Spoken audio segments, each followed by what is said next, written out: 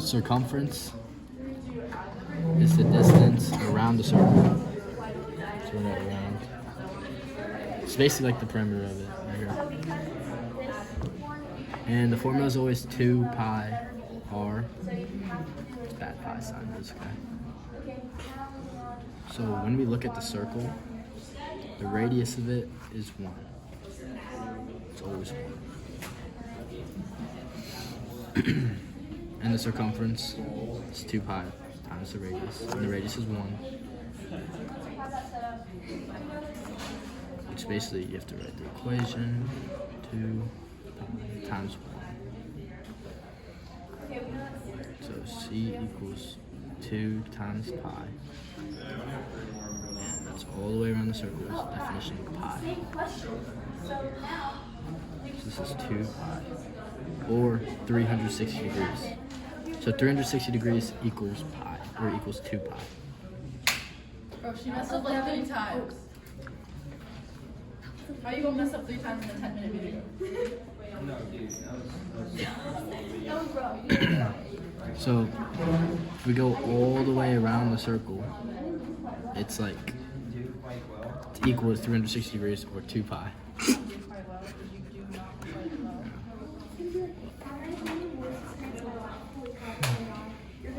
So since the entire circle is 2 pi, half of it is 1 pi, which is kind of self-explanatory. And pi is equal to 180, therefore, since 2 pi is equal to 360. And then vice versa, if you go a quarter, not a quarter. Nice. It's 90, and that's like pi over 2.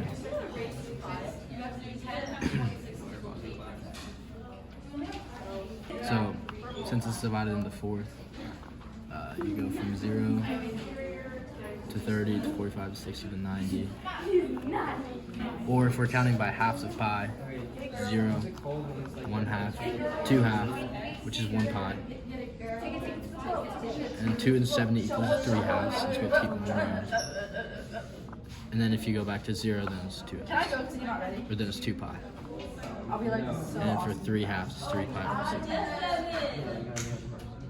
I was explaining, bro. I was doing good. Y'all don't get to judge.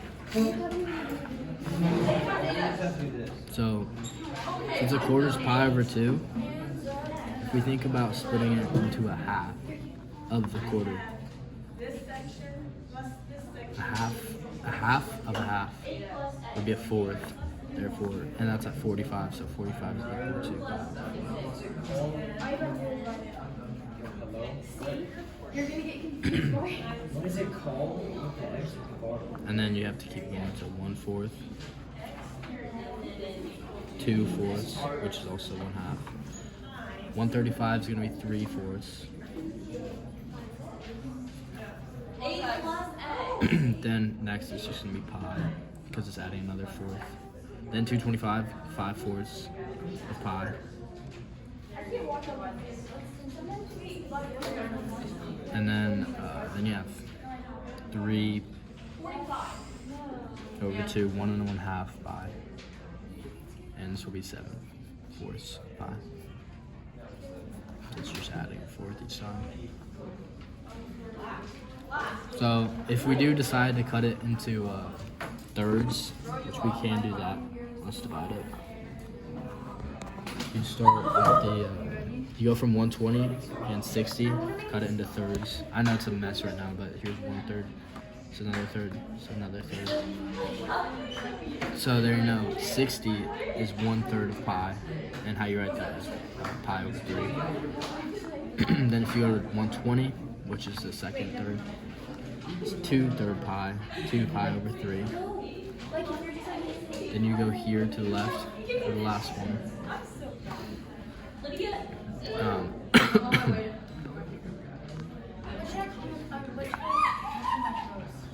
If we keep going, it's going to be 220. Or not 220, sorry.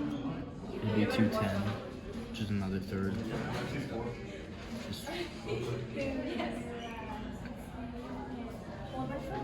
Sorry, brain fog. 240 That would be the other third. I'm getting confused because I have a big mess here, but that's 4 thirds. Then 300 be your 5th third.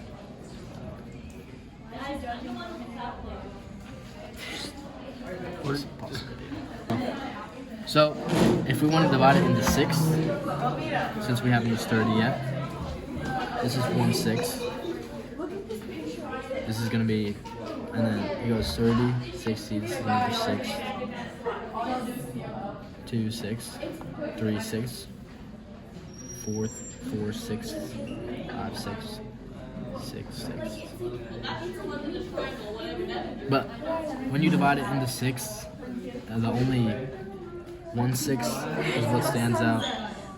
Also 5, 6. The rest of them just can be, what's it called? Converted lower. I'm trying to think of the right word. They can be, I don't know, they have smaller versions they can be in, so you don't have to rewrite. You do for 210, you have to write your 7, 7, 6. 330 is 11, 6. But the rest of them, they're equal to what's written here.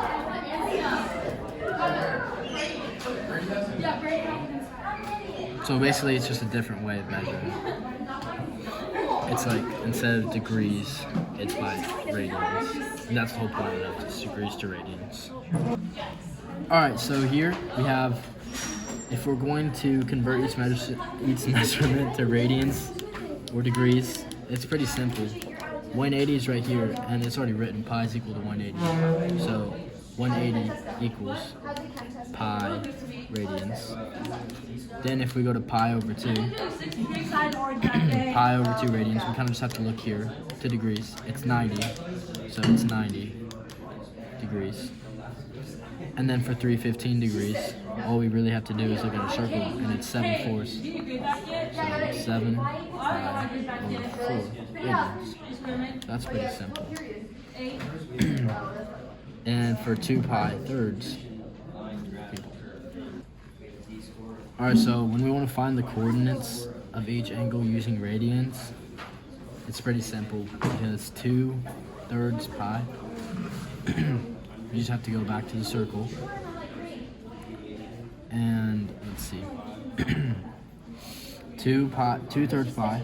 So we're going to look on the circle. 2 thirds pi. It's right here. And it's 120, and that coordinate is equal to negative 1/2 and square root of 3 over 2. So there's our first point. Now if we go to 11/6 pi, we have to track it down again. 11/6 pi is equal to 330, and that's equal to square root 2 over 2, and the negative square root of 2 over 2. Then for 1/2 pi, which is pi over 2, that is equal to 90, and that's also equal to, trying to think what that, let's see, I have it written down. That's equal to 1/2, oh, because it's positive and you're not going left. So that's equal to 1/2 and square root 3 over 2. It's not negative since we're not going left. And that's how you find coordinates of each angle using radians. Alright, so finally we have a cosine, sine. Cosine is basically the x direction of a coordinate. It's written as cosx. But yeah, it's pronounced cosine. You say it like cosine, you don't just say it. And then for sine, the y, it's the y direction of a coordinate. It's basically x and y. It's pretty simple when you think about it without these fancy words. So for our first problem, it's number 7. So cosine 30, first look here. Cosine is the x, and if we go to 30 degrees on here, we know that's equal to square root 3 over 2 and 1/2. since cosine we're just doing the x, then this is all you have to look at is the x value. So we know that it's square root 3 over 2.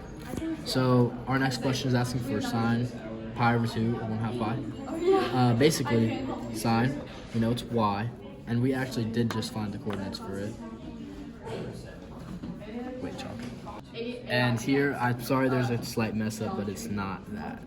The coordinates for 1/2 pi are 0 and 1. 10.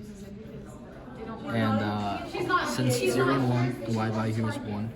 Senior So we know sophomore, senior. that's 1.